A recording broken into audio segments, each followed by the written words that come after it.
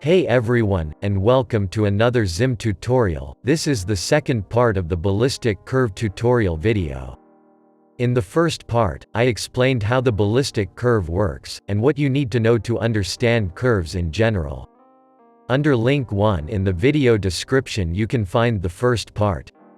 I highly recommend you to watch it as it includes all the basics you need to know in order to understand this video. Now in this part, I will show you a lot of popular XIM curves that you can use to increase your gaming performance. I will summarize the idea behind each curve and highlight unique aspects that haven't been discussed in the first video part yet. If you want to try one of these curves, then you can find the XIM copy and paste codes of each curve in the video description down below. Also, if you have an interesting curve that you would like to see being reviewed, then post your curve in the comments down below and I might analyze it in another community ballistic curve video. So, let's start with the first curve, which is a classic vehicle curve. The idea of this curve is to get a better mouse control over slow turning game elements. This usually applies to vehicles, which turn around very slowly, and therefore can be tough to steer with a mouse. But there are also other examples, such as turrets, or kill streaks.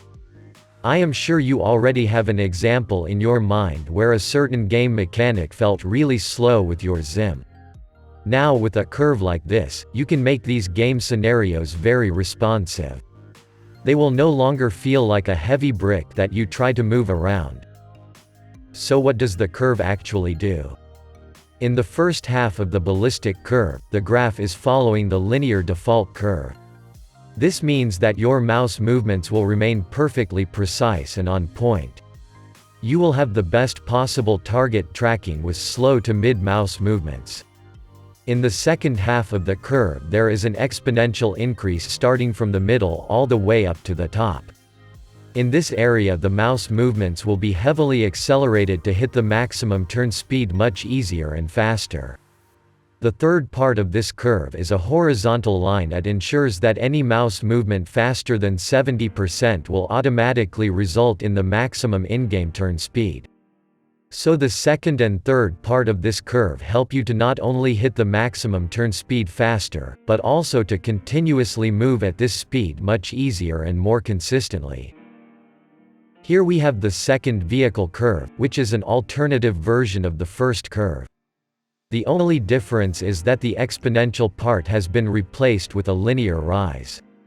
This will make the in-game turning more predictable. If you struggle to do precision turns with the first curve, then I recommend you to use this one instead. You can also play around with the start and end of the linear rise. For example, you can already start it at the x-axis value of 40 instead of 50, and have it end at 80 instead of 70. This will spread out the acceleration a bit and allow for more turning precision.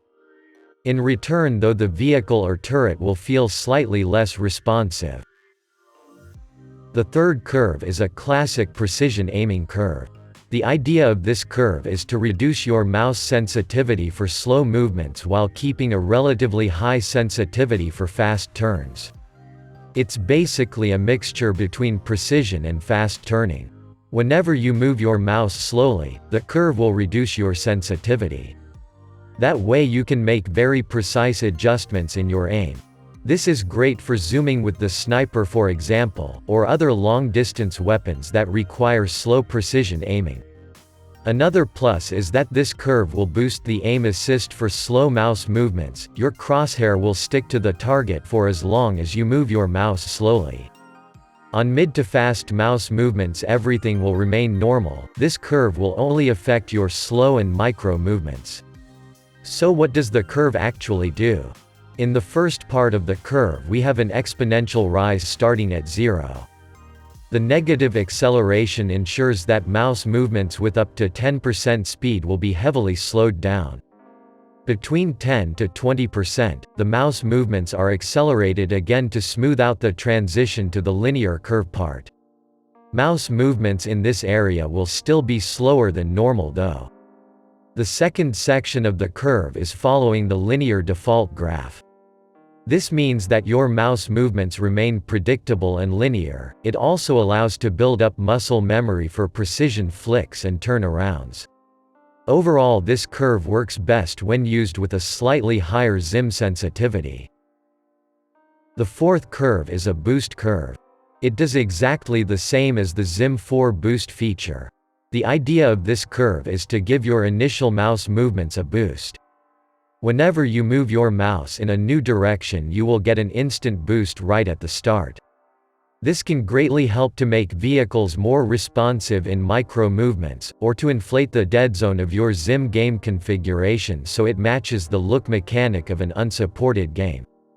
It is important to mention that the example curve shown here is not practicable as it's way too strong. The link in the video description includes a boost curve with an acceptable boost level. So what does this curve actually do? For a boost curve to work as intended, it always must be above the linear default curve. The higher the curve is above the linear default graph, the more boost you add.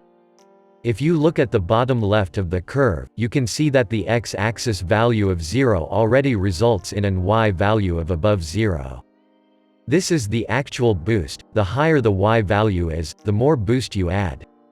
Another requirement is that the curve should be parallel to the linear default curve. Only that way you can ensure that all your mouse movements remain linear, and the only thing you add is boost. Otherwise you will have minor acceleration too. The fifth curve is the so-called Henry Libre curve. It is named after the user who created this curve and made it popular in the XIM forum. The idea of this curve is to make games that contain velocity jumps more controllable. Velocity jumps in games are moments when the aim speed makes a huge jump once you pass a certain movement barrier. For example, if you move your mouse from 0 to 50% on your mousepad, your game will also turn from 0 to 50%. But once you pass the 50% with your mouse, let's say you move it with 51%, then the game makes a huge aim speed jump and moves with 71% instead, or maybe even more than that.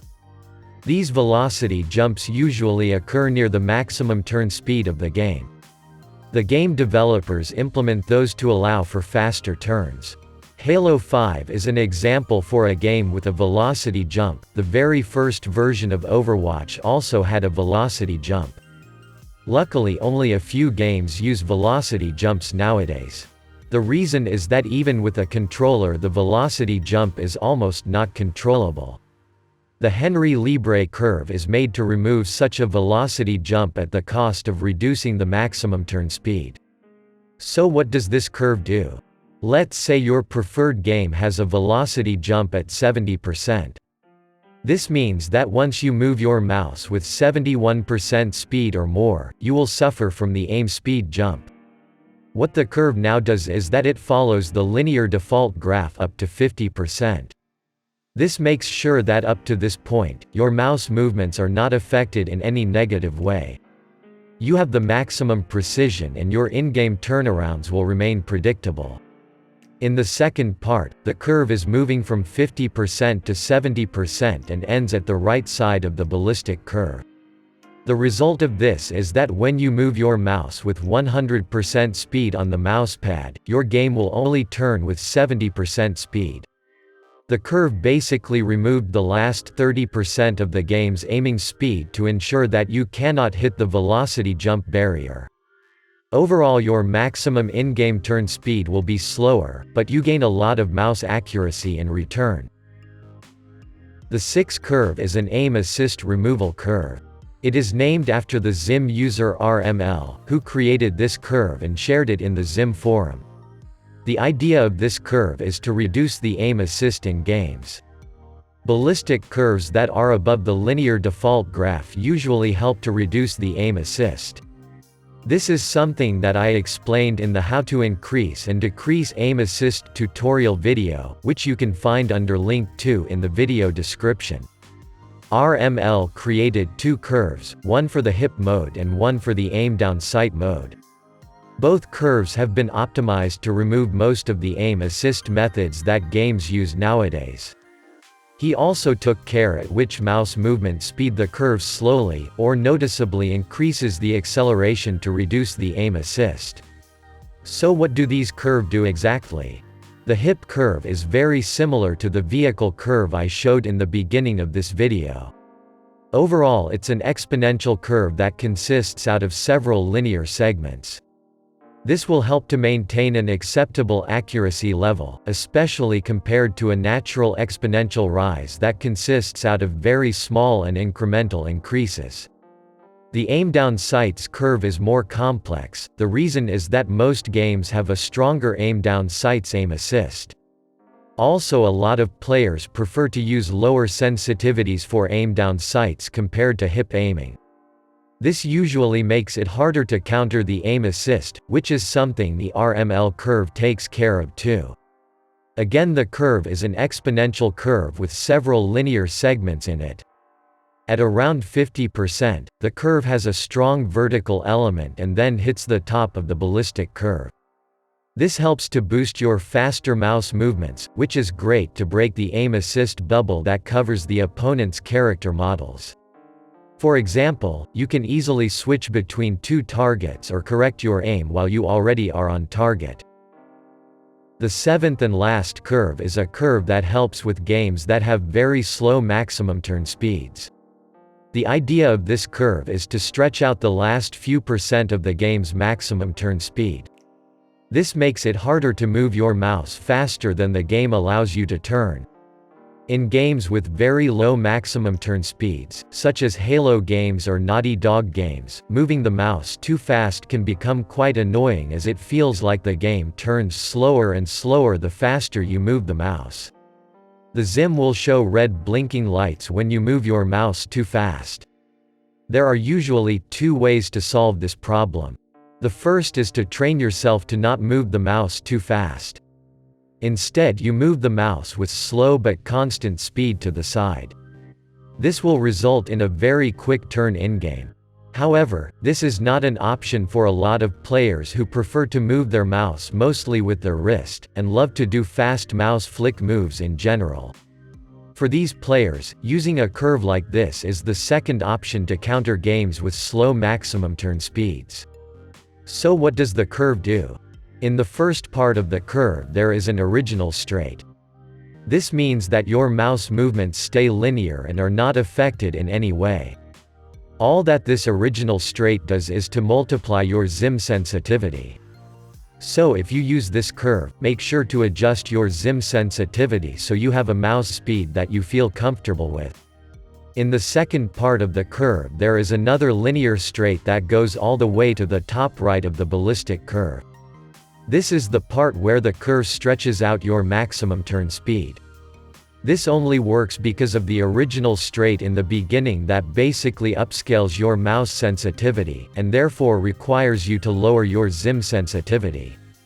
The higher the gradient of the original straight, the more you will stretch out the maximum turn speed. You will now be able to move your mouse with a faster speed on the mousepad without exceeding the game's maximum turn speed. If you have any questions about the XIM, or about the ballistic curve, just ask in the comments down below.